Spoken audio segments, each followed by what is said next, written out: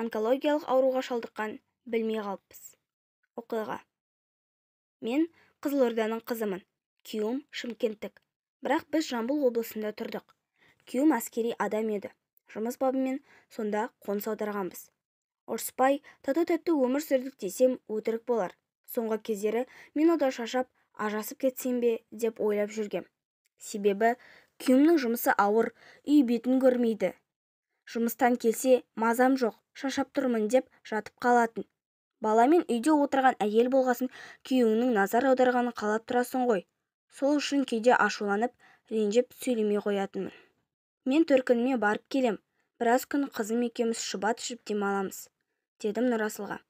Бізбен бірге жүруін өтініп едім, көнбеді. Барсаңдар барып келіңдер деп өзі пойызға шығарып салды. Жұмыстан жіберсе, өзім барып алып қайтам. Беймарал жата беріңдер, деді. Не керек, дәрігерлер бізді онкологиялық орталыққа жіберді. Күнделікті анализ тапсыру, КТ, МРТ, қаншама мықты деген дәрігерлердің кеңесін алып тексерілдік. Күйеуім аяғынан әрең тұрады. Жетектеп, сүйрелеп аурухананың табалдырығын тоздырып жүргенімді бір онколог байқап, жаны ашыды-ау. Енді жүгіргеніңізбен еш пайда жоқ. Күйеуіңіздің ауруы асқынып кеткен. Одан да әрекеттеріңізді жасай беріңіздер. Аз қалды, деп ашық айтты.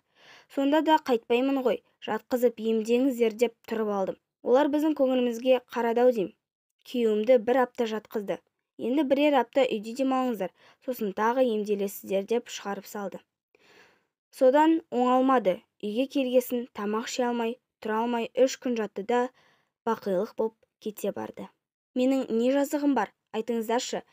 Дап-дардай адам ғой, өзінің миы бар, басы бар, әрі-беріден кейін зіңгітте еркекті мазам болмай жүр деген сөзі үшін дәрігерге сүйрелемейтін шығармын. Соны айтсам енем түсінбейді.